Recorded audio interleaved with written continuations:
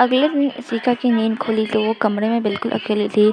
उसने पलटकर अपने बगल में देखा जहाँ कोई नहीं था, जिसे देख वो गहरी सांस लेकर बिस्तर से उठी और वॉशरूम की तरफ फ्रेश होने चली गई। कुछ वक्त बाद वो फ्रेश होकर वापस आई। पहनने के बाद वो ड्रेसिंग टेबल के पास जाकर अपना श्रृंगार करने लगी कि तभी उसकी नज़र आईने से दिख रहे साइड में रखे हुए पेंटिंग कैनवस पर गई और उसके साथ रखे हुए कुछ कलर्स पर गई, जिसे देखकर वो एक पल को हैरान हो गई, क्योंकि जब वो उठी थी तब ये सारी चीज़ें नहीं थी। उसे पता था कि उसके कबीर के अलावा कोई ये नहीं ला सकता है। उसने धीरे से उन सब चीज़ों की तरफ अपने कदम बढ़ाते हुए खुद से कहा, क्या कबीर को पता था कि मुझे पेंटिंग पसंद है?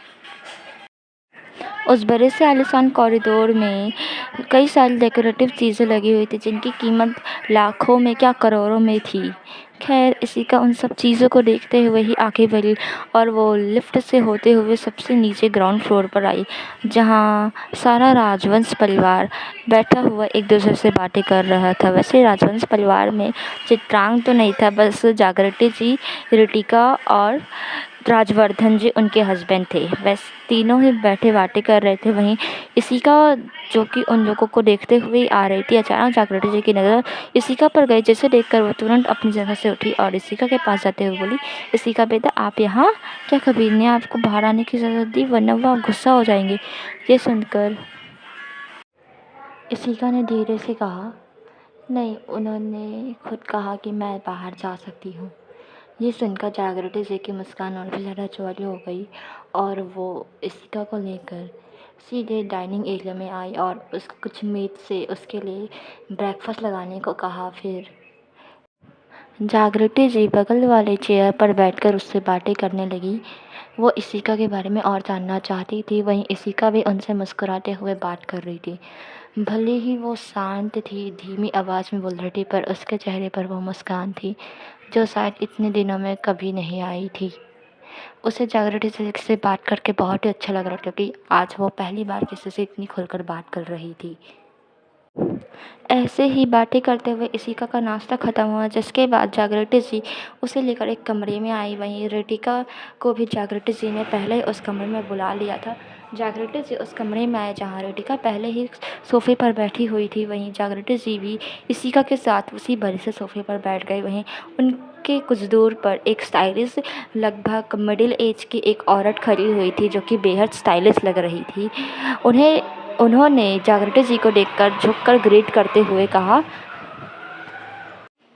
गुड मॉर्निंग मिसेस राजवंश। जिस पर जागृति जी ने भी बड़े रौब के साथ कहा, नैना, हमें आज के नए कलेक्शंस दिखाइए। आजकल क्या कलेक्शंस में चल रहा है? हम हमारी बहू के लिए नए कपड़े लेना चाहते हैं।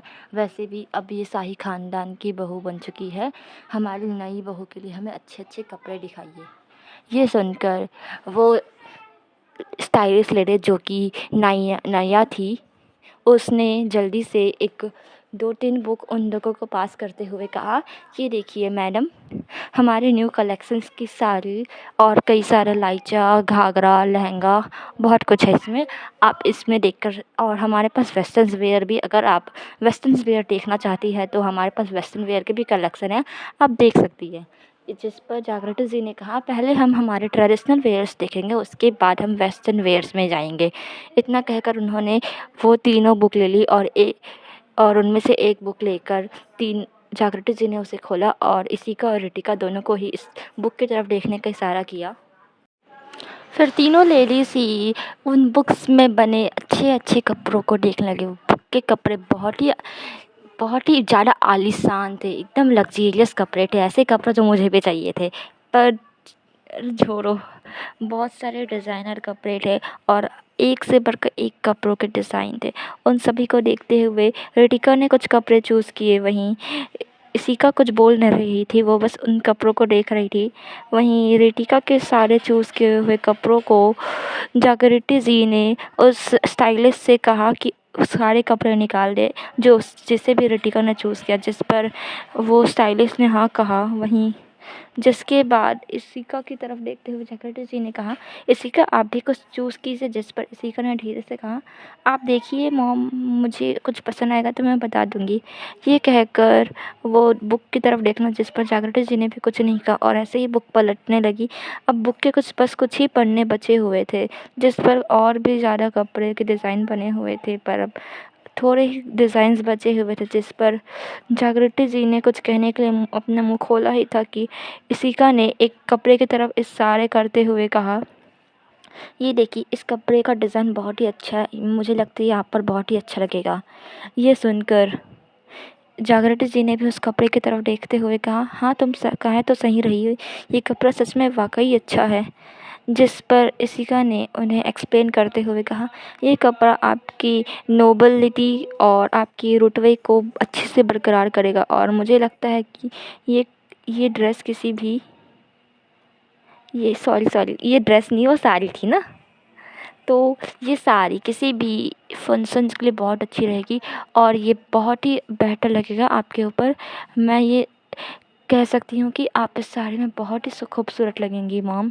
जिसे सुनकर जागृति से मुस्कुराते हुए बोली, अब बस भी करो, तुम मिल कितनी तारीफ करोगी।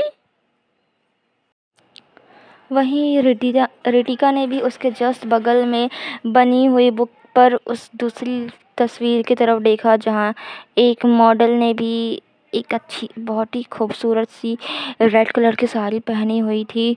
उस साड़ी को देखकर इस रिटिका ने भी कहा, ये साड़ी आप पर बहुत अच्छी लगेगी और तो और मैंने बहुत सारी आपके लिए कब साड़ियाँ चुनी हैं, आप उन्हें ज़रूर पहनेगा, वो भी आप पर बहुत अच्छी लगेंगी मॉम।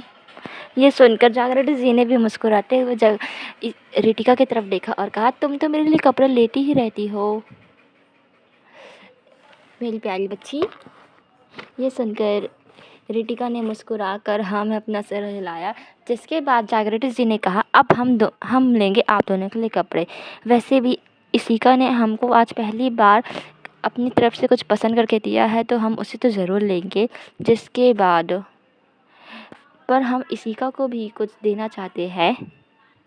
इतना कहकर उन्होंने दूसरी बुक उठाई और उसमें से कुछ साड़ियाँ देखने लगी, साड़ियों के डिज़ाइन में। देखो एक मिनट, पहले मैं तुमको एक्सप्लेन करती हूँ। वो बुक्स जो थी ना, उसमें अलग अलग मॉडल्स की फ़ोटोज़ थे जिन्होंने साड़ी लहंगे पहने हुए थे। बहुत डिज़ाइनर थे कपड़े, इतने डिज़ाइनर कि मुझे भी चाहिए था, पर मेरे पास नहीं है, मैं गरीब हूँ। छोड़ो, स्टोरी पे आते हैं।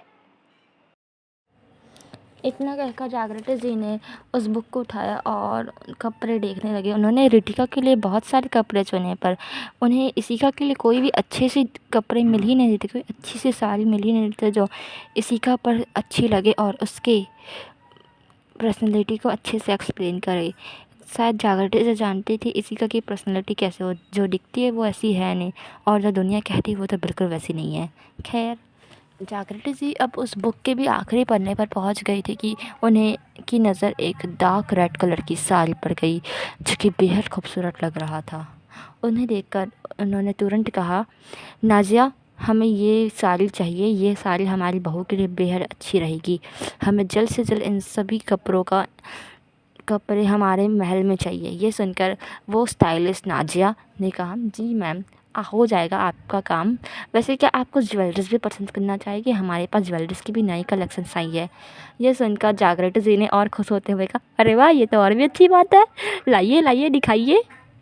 ये सुनकर नाजिया ने भी मुस्कुराते हुए उन्हें दूसरी बुक दे दिया जिसमें ज्वेलरीज की कलेक्शंस था। जिसके बाद जागृति जी इशिका रिटिका के साथ ज्वेलरीज देखने लगी और उन्होंने भी कुछ ज्वेलरीज पसंद की। रिटिका ने तो कुछ ज़्यादा ज्वेलरीज पसंद की, सिर्फ और सिर्फ जागृति जी के लिए। वो बोली, मॉम ये देखिए, ये वाला बहुत सुंदर लगेगा, आपके उस वाले मैंने जो कपड़े साड़ी चूज़ किया उसके साथ बहुत अच्छा लगेगा।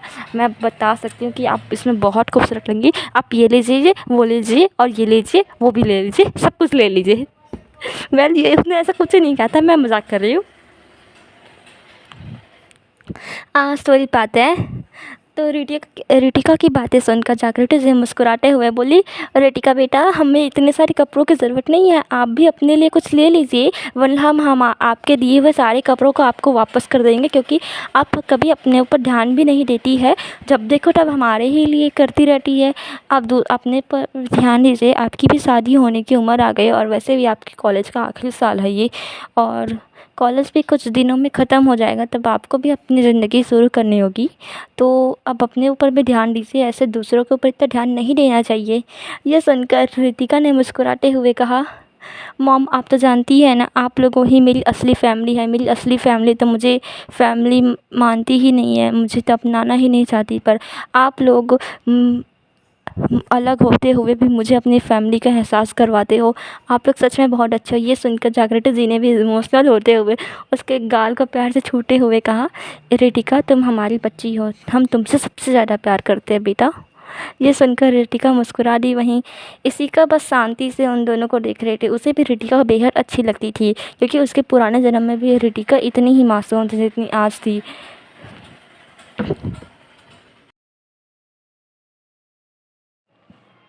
पर अफ़सोस पिछले जन्म में इशिका ने रितिका को बहुत ज़्यादा ही परेशान किया, इतना परेशान किया था कि वो अपने मौत के अंजाम तक पहुंच गए। उसी वजह से उसकी मौत होती, उसने अंत में रितिका को मारने की कोशिश की थी, पर रितिका अफ़सोस बच चुकी थी और अपने ही जलन के चक्कर में वो अपने ही पति के हाथों मारी गई। ये सब याद करके इशिका की आंखें नम हो गई और वो कुछ सोचकर बोली, मॉम अब हमें थोड़ा आराम करना चाहिए, हम अपने कमरे में जाते हैं। जिसे सुनकर जागृति जी ने कहा, हाँ हाँ ठीक है तुम जाओ, वैसे भी बहुत देर हो गई है। कपड़े चूज़ करते हुए शॉपिंग करने में जो बड़ा मज़ा आता है, और वैसे जब घर बैठे शॉपिंग हो जाए तो और भी मज़ा आता है, कहीं बाहर जाने की ज़रूरत ही नहीं पड़ती है। यह सुनकर इशिका मुस्कुराई और फिर वहाँ से चली गई। वहीं जिसके बाद जागृति जी और रितिका दोनों ही अपने अपने लिए और भी कपड़े देखने लगे। इशिका उस कमरे से निकल के अपने कमरे की तरफ ना जाकर वो वैसे ही कॉरिडोर में घूमते हुए अपने पास्ट लाइफ के बारे में सोचने लगी, जहाँ उसकी ज़िंदगी पहले कितनी अलग थी और अब कितनी अलग है। जहाँ पहले उसे इतनी जलन होती कि इतनी जलन में, अपनी ही जलन में वो मर चुकी थी।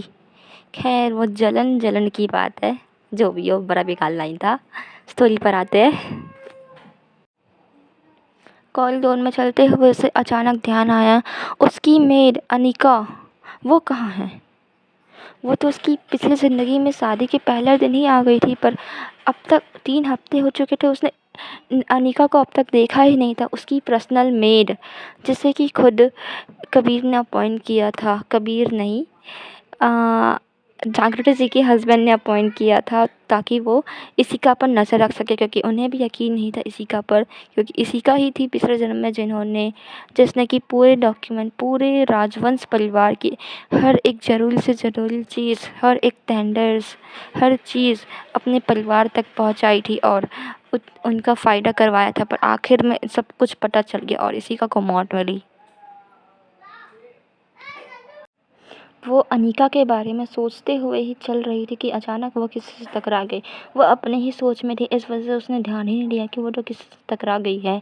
वहीं सामने वाला इंसान जो कि कुछ फाइल्स लेकर जा रहा था, वो अचानक टकराने से उसके हाथ से वो फाइल्स गिर गई और वो अपने सामने खड़ी लेडी को देखकर बोला, मिसेस अनिका, आपको ध्यान से चलना चाहिए। देखिए आपकी वजह से यहाँ ज़रूरी डॉक्यूमेंट्स गिर गए। ये सुनकर अनिका ने सामने देखा। उस शख्स को देखकर अनिका इशिका ने धीरे से कहा, आयुष्मान। आयुष्मान, पहले इस बारे में जान लेता है, ये आयुष्मान कौन है। आयुष्मान है राठौर परिवार का, बोल सकते हैं दाहिना हाथ। दाहिना हाथ पता नहीं क्या होता है, पर दाहिना हाथ है। आयुष्मान काम करता है राजवर्धन जी के लिए और कबीर के लिए भी काम करता है। मतलब वो इस घर का कह सकते हैं असिस्टेंट है, पूरे राजवंश परिवार का असिस्टेंट है। और वो अभी इस वक्त वो राजवर्धन जी के लिए कुछ फाइल्स ले जा रहा था और इसी बीच वो इशिका से टकरा गया। वहीं इशिका ये देखकर जल्दी से बोली, आई एम सो सॉरी, मेरा ध्यान नहीं था। इतना कहकर वो नीचे झुकी और फाइल्स उठाते हुए उनसे एक फ़ाइल का नाम पढ़ लिया उसने, जो कि कहीं का टेंडर था शायद। और आयुष्मान ने भी उसे उस फाइल को देखते हुए देख लिया था, जिसे देखकर उसकी आंखें सिकुड़ गई। वहीं उसने जल्दी से उस फाइल को छीनकर इशिका से लिया और उसे घूर कर देखते हुए कहा, मिसेस इशिका राजवंश, आपका ध्यान होना चाहिए, ऐसे ही किसी से भी टकरा नहीं सकती आप। और मुझे लगता है अब आपको आराम करना चाहिए, वैसे भी दोपहर हो चुकी है, लंच का भी टाइम हो रहा है, कुछ वक्त में लंच हो जाएगा, आप आ जाइएगा नीचे तब। इतना कहकर वो वहाँ से चला गया। वहीं इशिका उसके रूड बर्ताव को देखकर कुछ नहीं बल्कि उसे पता था आयुष्मान पिछले ज़िंदगी में भी ऐसा ही था। इतना कहकर आयुष्मान उसे इग्नोर कर वहाँ से चला गया। वहीं इशिका भी एक हल्की मुस्कान के साथ अपने मन में बोली, अब लग रहा है कुछ वैसा है जैसा पिछली ज़िंदगी में था। पर कबीर तो अभी भी बदला नहीं है, पता नहीं क्या हो रहा है। कहते हुए ही वो वापस कॉरिडोर में चलने लगी।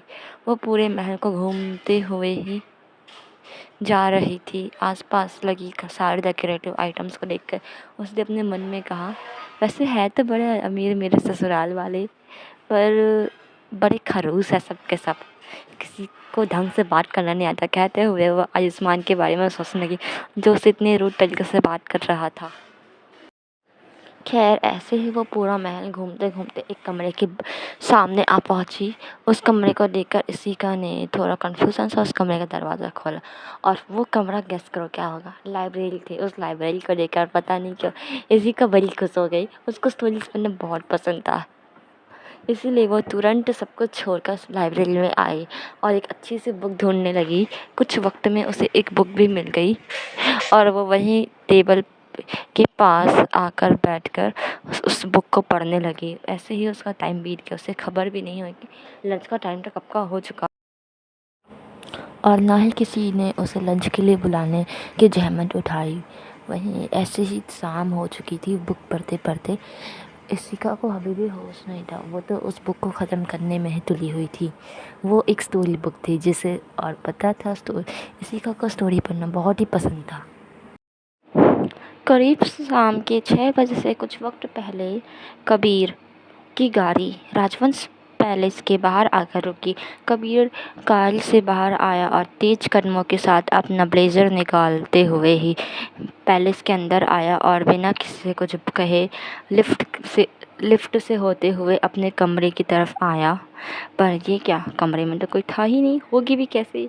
हमारी इशिका तो नॉवल पढ़ने में बिजी थी अपनी, हमारी जैसे ही है। वेल, इशिका को कमरे में ना देखकर कबीर की नसें तन गई। वो गुस्से से कमरे से बाहर आया और आसपास इशिका को ढूंढने लगा। उसने अब जोर से चिल्लाते हुए पुकारा, इशिका, इशिका कहाँ हो तुम। वहीं उसकी पुकार हॉल में बैठे हुए रितिका और जागृति जी के साथ राजवर्धन जी ने भी सुन ली थी। जागृति जी उसके पास आते हुए बोली, क्या हुआ बेटा कबीर, इशिका कहाँ है और तुम उसका नाम ऐसे चिल्ला क्यों रहे हो। ये सुनकर कबीर ने गुस्से से कहा, इशिका है कहाँ। ये सुनकर जागृति जी ने कन्फ्यूज़न से कहा, मैंने भी उसे लंच के टाइम से नहीं देखा है। वो तो हमारे कपड़े लेने के बाद चली गई थी, जिसके बाद मुझे लगा कि वो लंच करने चली गई होगी, इसलिए मैंने भी उसे डिस्टर्ब नहीं किया। कमरे में ही होगी। जिस पर कबीर ने गुस्से से कहा, कमरे में नहीं है। इतना कहकर वो पूरे मेंशन में ढूंढने लगा। फिर कुछ सोच कर वो गुस्से से चिल्लाकर बोला, रितिका सामने आओ। ये सुनकर रितिका डरते हुए सामने आई, क्योंकि उसे पता नहीं क्यों अजीब सा डर लग रहा था कबीर से। रितिका धीरे से कबीर के सामने आया और कुछ बोलने को हुई कि इससे पहले कबीर गुस्से से बोला, कहाँ है, क्या किया तुमने उसके साथ। ये सुनकर रितिका कन्फ्यूज़न से बोली, कबीर ये क्या कह रहे हो तुम, मैंने इसका के साथ कुछ भी नहीं किया है, तुम मेरे ऊपर इल्ज़ाम क्यों लगा रहे हो। रितिका की बात सुनकर कबीर गुस्से से चिल्लाया, रितिका अपना ये मेलोड्रामा बंद करो और मुझे ये बताओ इशिका कहाँ है। इसका जवाब पीछे से चित्रांग ने आते हुए कहा, तुम्हारी हिम्मत कैसे हुई रितिका पर इतनी ऊंची आवाज़ में चिल्लाने की, और वो तुम्हारी बीवी है, वो गायब हुई है तो इसमें रितिका की क्या गलती है। ये सुनकर कबीर गुस्से से चित्रांग को देखते हुए बोला, तुम अपनी जुबान बंद रखो, मैं रितिका से बात कर रहा हूँ ना, तो तुम बीच में क्यों आ रहे हो। ये सुनकर चित्रांग भी गुस्से से रितिका को अपने करीब खींच उसके सामने खड़े होकर बोला, तुम्हारी हिम्मत कैसे हुई रितिका से इस तरीके से बात करने की, और क्या पता तुम्हारी बीवी भाग गई होगी तुम्हारी ऐसी हरकतों देखकर, और वैसे भी वो तो है ही वैसी लड़की घटिया सी। बस इतना ही कहना था कि कबीर ने गुस्से से अपना पंच बनाया और अगले ही पल वो पंच चित्रांग के चेहरे पर जा लगा और चित्रांग के होठों से खून बह निकला। चित्रांग में गुस्से से कबीर को मारने को हुआ। कबीर ने उसके पंच को डॉज किया, पर अगले ही पल चित्रांग ने एक ज़ोरदार लात उसके पेट पर मारे, जिसके साथ ही कबीर कुछ कदम पीछे हो गया। वहीं उन दोनों को लड़ते देख जागृति जी के आंसू निकल गए और वो गुस्से से चिल्लाकर बोली, रुक जाओ, तुम भाई हो, तुम दोनों सगे भाई, जुड़वा हो तुम दोनों, फिर भी ऐसे लड़े जा रहे हो, तुम क्या पागल हो? पर उनकी बात का किसी ने भी ध्यान नहीं दिया। चित्रांग और कबीर तो जैसे खून के प्यासे बन चुके थे। वो एक दूसरे को कबीर ने गुस्से से एक और पंच उठाकर चित्रांग को मारने के लिए उठाया ही था कि तभी किसी ने उसका हाथ पीछे से पकड़ लिया। जिसे देखकर कबीर ने गुस्से से पीछे पलटकर देखा, जहां इशिका की अपने आंखों में आंसू लिए खड़ी हुई थी।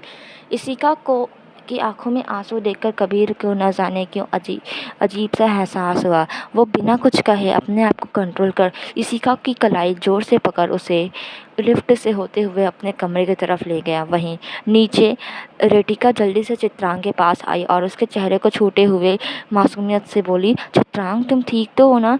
कबीर कबीर इतना पागल कैसे हो सकता है? उसने अपने ही भाई को मारा।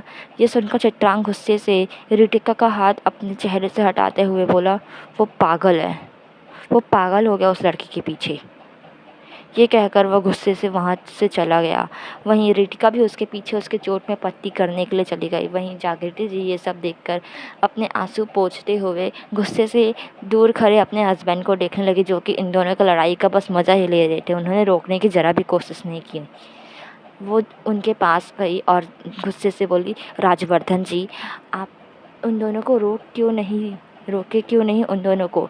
जिसे सुनकर राजवर्धन जी ने बिना किसी भाव के कहा, वो दोनों भाई हैं और उन्हें जो करना है करे। मैं उनकी इन लड़ाइयों से थक चुका हूँ। बचपन से दोनों ही ऐसे हैं। पता नहीं क्या होगा इन दोनों का। कहते हुए वो भी चले गए, जिसके बाद जागृति जी भी वहाँ से चली गई। वहीं ऊपर कमरे में कबीर इशिका को गुस्से से कमरे में लाया और उसका हाथ एक झटके के साथ छोड़ गुस्से से इशिका को देखने लगा। वहीं इशिका, जो कि उसका ऐसे अचानक हाथ छोड़ने से 2 कदम लड़खड़ा गई थी और गिरते गिरते बची थी, वह अपनी आंखों में आंसू लिए हुए कबीर को देखने लगी। ये वही गुस्सा था जो उसे अपने पिछले जन्म में भुगतने को मिला था, जो कबीर का गुस्सा। वो जानती थी कबीर का गुस्सा बहुत ही खतरनाक है। कबीर अपने गुस्से में कभी भी कुछ भी कर सकता है। उसे होश ही नहीं होता कि वो क्या कर रहा है। वो डरते हुए कुछ कहने को हुई कि कबीर ने अचानक ही उसकी कलाई पकड़ उसे अपने करीब खींचा और उसकी कमर थाम कर गुस्से से कहा, जवाब दो, कहाँ थी तुम? मैंने तुमसे कहा था ना कि तुम यहीं रहोगी, मेरी परमिशन के बिना तुम कहीं नहीं जाओगी। पर तुम्हें क्या मैंने थोड़ी आज़ादी दी थी? तुम तो गायब ही हो गई मेरी नज़रों के सामने से। ये सुनकर इशिका कुछ कहना तो चाहती थी, पर कबीर के गुस्से के आगे वो कुछ कह ही नहीं पा रही थी। उसकी ज़ुबान ही नहीं खुल रही थी। पता नहीं क्यों ऐसा उसके साथ क्या हो रहा था। वो अपनी पिछले ज़िंदगी में कबीर से इतना नहीं डरते थे जितना इस ज़िंदगी में उसे डर लग रहा था, क्योंकि कबीर का बलदा बर्ताव उसके लिए इतना अजीब था कि उसे डाइजेस्ट ही नहीं हो रहा था। इशिका ने धीरे से हिम्मत करके कुछ कहने की कोशिश की। वो मैं लाइब्रेरी में थी, बुक पढ़ रही थी। ये सुनकर कबीर गुस्से से उसकी कमर को दबाते हुए बोला, लाइब्रेरी में थी तो बता नहीं सकती थी मुझे? मैंने तुम्हें फ़ोन किस लिए दिया है? ये सुनकर इशिका कन्फ्यूज़न से उसे देखने लगे, जिस पर कबीर ने गहरी सांस लेते हुए साइड टेबल पर देखा, जहाँ फ़ोन का एक बिल्कुल नया ब्रांड डब्बा रखा हुआ था, जिसे कि अब तक अनबॉक्स नहीं किया गया था। जिसे देखकर कबीर ने गुस्से से अपनी मुट्ठियाँ कसी और कहा, जब मैंने तुम्हें फ़ोन दिया था तुम्हें उस पर ध्यान देना चाहिए, लेकिन नहीं, तुम्हें तो घूमना है। तुम जानती हो अगर तुम्हारे साथ क्या हो सकता था अगर तुम ऐसी रही तो? ये सुनकर इशिका ने अब उसकी नज़रों के पर देखते हुए कहा, कबीर, आप मेरी इतनी चिंता क्यों करते हैं? मुझे किस चीज़ से खतरा है, बताइए ज़रा मुझे भी। मुझे भी जानने का हक़ है कि आखिर मुझे खतरा किस चीज़ से जो आप मुझे बचा रहे हैं।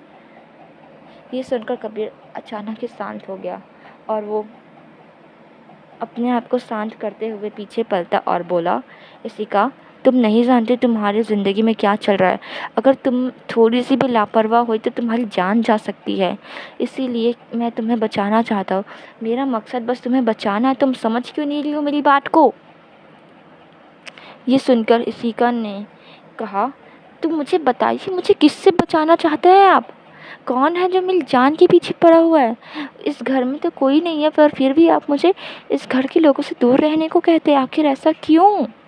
मुझे रीज़न जानना है। ये कहते हुए अब इशिका के जो दिल में सारा दर्द था वो ख़त्म हो चुका था, क्योंकि कबीर का गुस्सा भी अब शांत हो चुका था।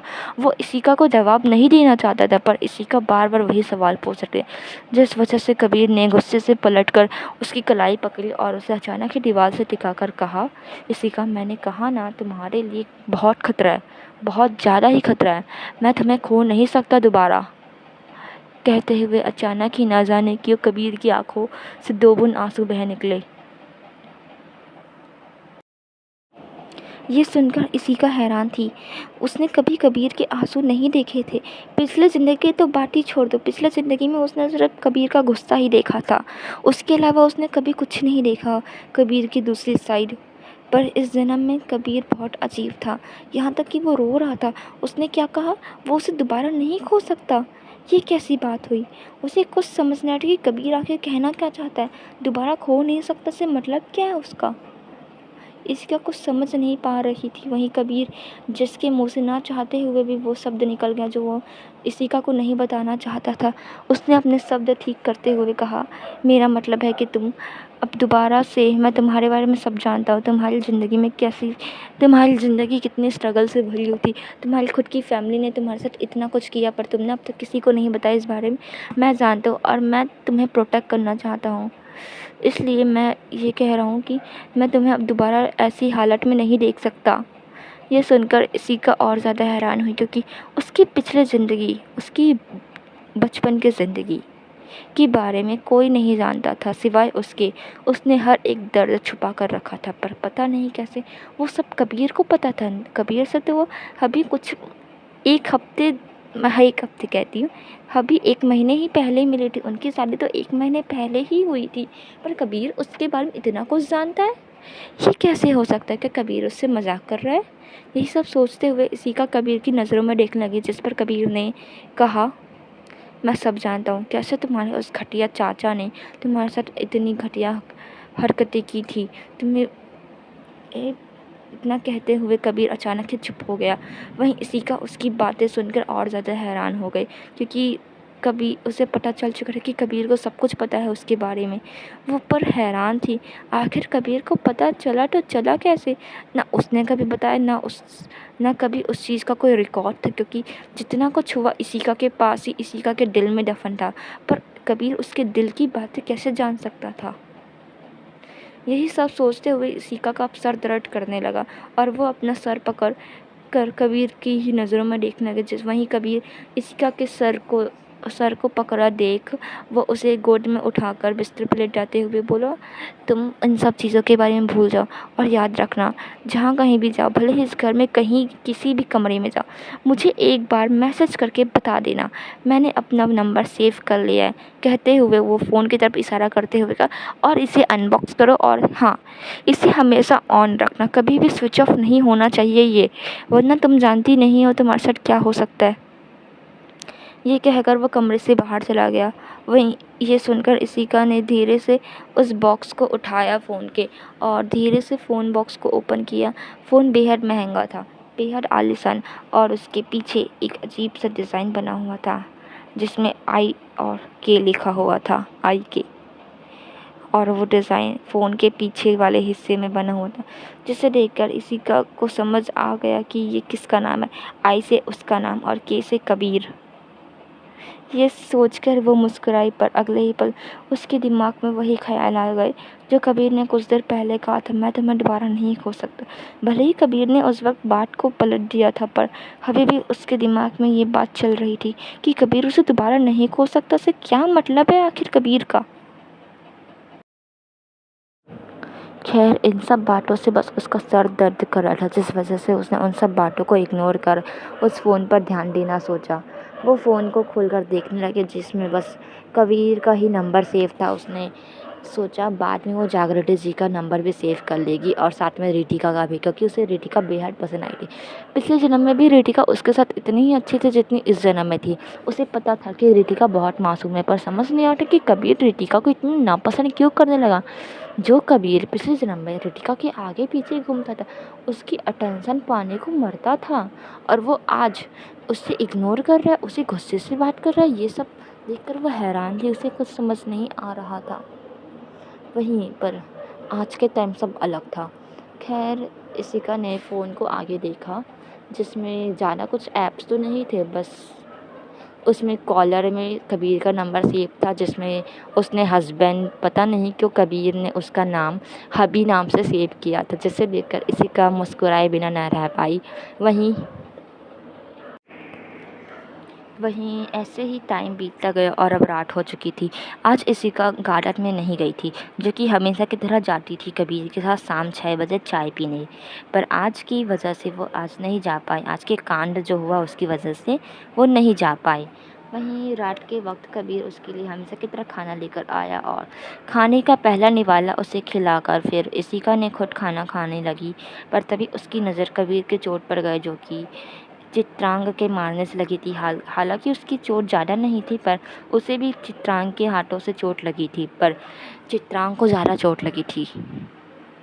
खैर, इशिका उसकी चोट को देखकर अपना बचा हुआ खाना छोड़कर जल्दी से उठी और वॉशरूम में जाकर हाथ धो वापस आई और अपने हाथ में एक फर्स्ट एड बॉक्स लेकर वहीं टेबल पर रख कर बोली, आइए मैं आपका चेकअप कर देती हूँ, पट्टी कर देती हूँ। ये सुनकर कबीर उसे देखते हुए बोला, चेकअप या पट्टी? ये सुनकर इशिका थोड़ा लड़खड़ा गई और बोली, मैं पट्टी कर देती हूँ, आपको चोट लगी है ना, मैं थोड़ा दवाई ववाई लगा देती हूँ।